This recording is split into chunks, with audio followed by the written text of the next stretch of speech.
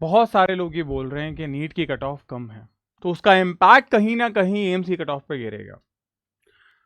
मुझे नहीं पता कितनी बात सच है उनकी, कितनी बात गलत है, बट मैं आपसे एक चीज पूछूंगा, मुझे आप उसका ऑनेस्टली जवाब देना। नीट और एम्स क्या एक ही ऑर्गेनाइजेशन एग्जाम कंडक्ट करवाती है? तो सीधा सीधा आंसर आएगा नो, क्योंकि नीट जो है वो एनटीए कंडक्ट करवाता है और जो एम्स है वो खुद एम्स दिल्ली कंडक्ट करवाता है। तो सबसे पहली चीज तो होगी कि ऑर्गेनाइजेशन अलग है। दूसरी चीज, नीट का और एम्स का एक बहुत बड़ा डिफरेंस ये रहा है कि एम्स ने कभी भी किसी भी एग्जाम हो या किसी भी ऑर्गेनाइजेशन को फॉलो नहीं किया।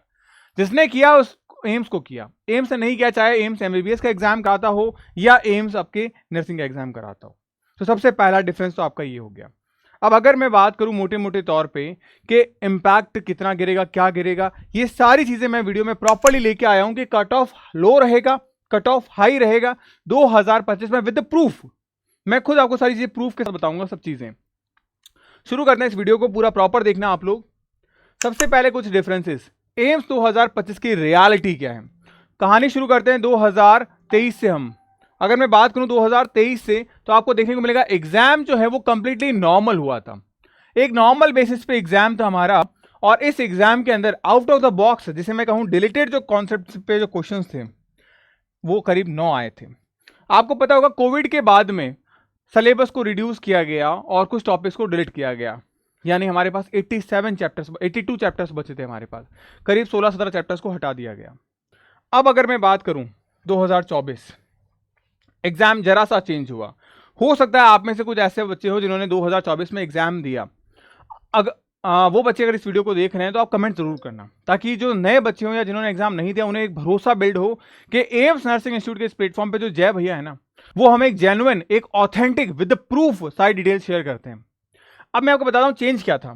पहला, अगर मैं बात करूं क्लास 11 और क्लास 12 में, एम्स जनरली हमेशा क्लास 12 को वेटेज ज्यादा देता हुआ है। एम्स की दो चीजें फेवरेट थी, पहला क्लास 12 और दूसरा जूलॉजी सेगमेंट। बॉटनी सेगमेंट से उसे खास प्यार नहीं है। मैं तो 2013 से नीट और एम्स के कांटेक्ट में हूं। मैंने खुद ने भी तैयारी की, ड्रॉप लिए, एम्स एग्जाम, नीट एग्जाम को क्रैक किया और अब पढ़ा रहा हूं काफी टाइम से। तो कहीं ना कहीं अगर मैं बात करूं तो 12 का वेटेज जाता था, लेकिन 2024 में चेंज किया। इसके अलावा जो एडिशनल सब्जेक्ट जीके है उसके अंदर बदलाव क्या किया गया, जो 10 क्वेश्चन आते थे जीके के उसके अंदर रीजनिंग और मैथ्स। रीजनिंग बोले तो अलग अलग ट्रायंगल शेप में ट्रायंगल डाल दिया, उसमें नंबर ऑफ ट्रायंगल पूछ लिया। मैथ्स में एक 8% आपसे पूछा गया था, पेंसिल को लेके क्वेश्चन था, 20 प्राइस है उसका, तो 8% क्या होगा ये क्वेश्चन। और रीजनिंग पे करीब 3 क्वेश्चन आपसे आए थे ब्लड रिलेशन में, मेरे चाचा के ताऊ के मामा की सासू के लड़का क्या लगेगा तुम्हारे। तो इस तरीके के क्वेश्चन, बेसिक से 4 क्वेश्चन 2024 में पूछे गए आउट ऑफ द बॉक्स, यानी कि रिड्यूस सिलेबस। मैं आउट ऑफ द सिलेबस नहीं बोल रहा हूं, मैं आउट ऑफ द बॉक्स बोल रहा हूं सिर्फ। ये आया आपके पास में 5 क्वेश्चंस। अब 2025 एक्सपेक्टेड क्या होगा? मैं कहूंगा पेपर अभी भी नॉर्मल आएगा। अब नॉर्मल का मीनिंग क्या है? ये नहीं, नॉर्मल का मीनिंग है ये, मतलब ये चेंजेस देखने को मिलेंगे, क्योंकि अब ये कॉन्टिन्यूटी में आएंगे। तो बी रेडी कि आपको यहाँ पे रीजनिंग और मैथ्स के कुछ क्वेश्चंस देखने को जरूर मिलेंगे।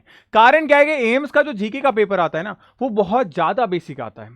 आप जनरल कॉम्पिटिशन से कंपेयर करो, जीके इतना बड़ा सिलेबस है, इतना कुछ करना पड़ेगा, नहीं करना।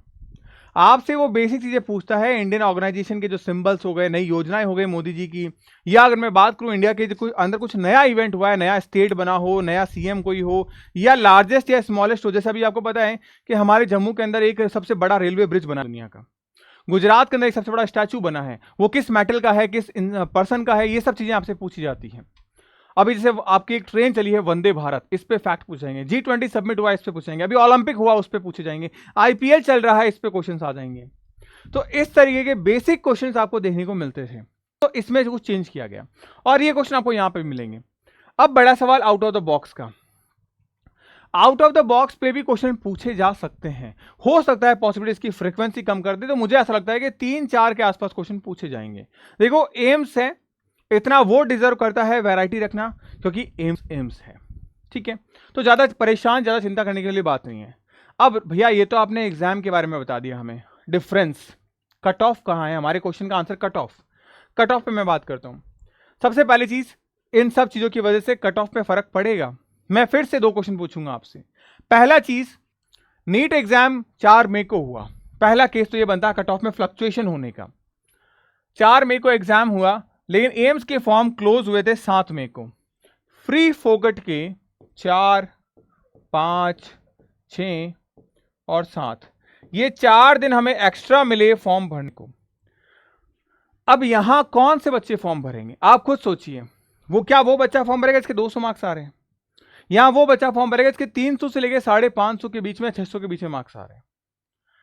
मोस्टली यहां पे ये बच्चे फॉर्म भरेंगे, और इनकी तादाद आप भी जानते हैं। नीट की तैयारी आप 1 साल से, 2 साल से, 3 साल से, 4 साल से, न जाने कितने साल से कर रहे हैं, बट जरूरी कि आपको पता है कि ये अमाउंट छोटा नहीं होगा, चाहे बॉयज हो चाहे गर्ल्स हो। ये सब के सब इन 4 दिनों में फॉर्म भरेंगे। मैंने ऑलरेडी ITR लगा रखा है कि एम्स के अंदर कुल कितने फॉर्म भरे गए, ताकि मुझे पता चले, ताकि मैं आपके सामने भी डेटा रख सकूं। उसके बाद बात करें नीट पेपर लेवल, टफ या हार्ड। अब सबसे पहली बात, नीट का पेपर टफ हुआ था। टफ हुआ तो सबके लिए टफ था, वो सबके मार्क्स डाउन आ गए। जैसे ही मार्क्स डाउन आते हैं हम इंश्योर हो जाते हैं कि नीट नहीं हो पाएगा, then we can switch plan B. और सबका प्लान बी क्या है? AIIMS exam. बॉयज है तो पैरामेडिकल, गर्ल्स है तो बीएससी। और ये 2 ऐसी बड़ी वजह जिसकी वजह से इन 4 दिनों के अंदर फॉर्म भरे गए। ये तो फॉर्म भरे गए, इनसे कोई मतलब नहीं है, लेकिन किस तरीके के स्टूडेंट ने फॉर्म भरे इस बात से मतलब है। और वो मतलब क्या है? यहां पे वो बच्चे जिनके मार्क्स 480 से 550 आ रहे हैं या 600 आ रहे हैं, मैं मान के चला हूं 550 से ऊपर चलो कोई ना कोई किसी ना किसी MBBS या BMS में एडमिशन ले लेगा। ये बच्चे तो नहीं जा पाएंगे कहीं। ये बच्चे कहां आएंगे? ये बच्चे सीधा यहीं आएंगे। और इस 70 मार्क्स के अंदर लाखों बच्चे होंगे, लाखों बच्चे, और ये लाखों बच्चे यहीं फॉर्म भरेंगे। कुछ भर पाएंगे, कुछ नहीं भर पाएंगे, कुछ रोने धोने में लग जाएंगे, पता चलेगा एग्जाम डेट चली गई है। पिछले इन 4 दिनों के अंदर जय अकेडमी पे, अगर सिर्फ और सिर्फ जय अकेडमी की बात करूं तो 6000 बच्चों ने अगर एडमिशन लिया है, तो मैं मान के चल रहा हूं इंडिया में काफ़ी सारे एजुकेटर्स हैं, काफ़ी सारे ऐसे बच्चे हैं जिन जो सेल्फ स्टडी करते हैं। तो आप खुद सोच सकते हो कि कितने सारे बच्चों ने एडमिशन लिया होगा, तो कितनी ज़्यादा ज़रूरी चीज़ हो जाती है हमारे लिए ये। तो सबसे बड़ा चीज़ क्या है कि कंपटीशन कहाँ जा रहा है, प्लान भी कितने सारे बच्चों का बन रहा है, इस वजह से कट ऑफ पे इंपैक्ट पड़ेगा। और ये कट ऑफ पे इंपैक्ट थोड़ा मोड़ा नहीं पड़ेगा। बहुत सारे अलग अलग प्लेटफॉर्म्स कट ऑफ कुछ अलग रैंडमाइज बता रहे हैं। मैं ये नहीं कह रहा वो गलत बता रहे हैं, मैं ये कह रहा हूं 2024 की कट ऑफ बिल्कुल सही बता रहे हैं वो, लेकिन आप गलती कर रहे हो। आप गलती क्या कर रहे हो भैया? 2024 की जो कट ऑफ है वैसी की वैसी तो इस पर रहेगी? नहीं रहेगी, लिख के दे रहा हूं मैं आपको।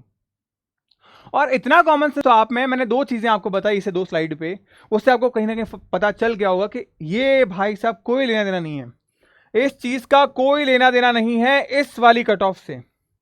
यानी 2025 के अंदर जो कट ऑफ देखने को मिलेगी हमको, वो यहां और यहां में जो फ्लक्चुएशन, जो गैप है ना, ये गैप आने वाले 3-4 सालों में भरता, यहां तक पहुंचता जो इस बार पहुंच गया है। तो ये सारी चीजें ध्यान रखिएगा। अगर आप तैयारी कर रहे हो ना, तो आपके लिए सबसे मेन चीज यही है, मिनिमम स्कोर आपका ये होना चाहिए। अगर आप एक एम्स की तरफ जा रहे हो, आप सोच रहे हो एम्स का प्लान करने का, क्योंकि ये चीज जरूरी है। हम अगर किसी एग्जाम की तैयारी करते हैं तो हमारे लिए सबसे ज्यादा जरूरी चीज होती है कि एक बेंचमार्क, कितना स्कोर करना है, कैसे स्कोर करना है। तो कितना करना है मैं बता चुका, कैसे करना है मैं वो बताता हूं। आप उम्मीद बैच को फॉलो कर सकते हैं, उम्मीद 4.0, जहां पे मैं प्रॉपर आपको क्रैश कोर्सेज के अंदर रिकॉर्डेड फॉर्मेट में मैंने आपको अवेलेबल करवा दिया है। भैया रिकॉर्डेड में क्यों, हमें तो लाइव करना है। अरे बेवकूफी मत करो, आप खुद जानते हो कि 20 दिन में सारी चीज की जा सकती है। रिकॉर्डेड इसलिए क्योंकि N2 स्पीड में आपका भाई 100 घंटे की जो क्लासेस है फिजिक्स, केमिस्ट्री, बायो की, उसमें आपको वो सारी चीजें करवाएगा जो आपके लिए एग्जाम में जरूरी है। इस समय पे एक भी क्वेश्चन आने की चांस है, हम ऐसा नहीं करें छूट गया और हमने पढ़ाया ना हो। सारे सब्जेक्ट को समेटा है, सब कुछ समेटा है हमने। टेस्ट दिए मैंने आपको। आज जय अकेडमी में मेरे इन्फ्लुएंस में बच्चे जो मतलब मुझसे, भैया क्या आप बता दो हम फॉलो कर लेंगे, डाई हार्ड हो गए हैं वो, कि आप बता दो हम कर लेंगे, 18 घंटे बोलोगे हम पढ़ लेंगे। वो बच्चे मेहनत करके डेली बेसिस पे 7 टेस्ट दे रहे हैं, इस रेंज तक आ चुके हैं। मैं तो खुद हैरान हूं कि इतने सारे टेस्ट तो यार मैंने भी अपने प्रिपरेशन के दौरान नहीं दिए हैं। कैसे कर रहे हैं वो? तो ये कर रहे हैं वो। एम्स के PYQ पेपर की जो बुकलेट है ये मैं आपको प्रोवाइड करवा रहा हूं प्रॉपरली सिस्टमैटिक वे से। ये बुकलेट अभी पिछले 4 दिनों के अंदर 6000 बच्चों ने किया है, उसमें से मैं 5000 बच्चों को ये बुक दे पाया हूं, बिकॉज आउट ऑफ स्टॉक हो चुकी है बुक।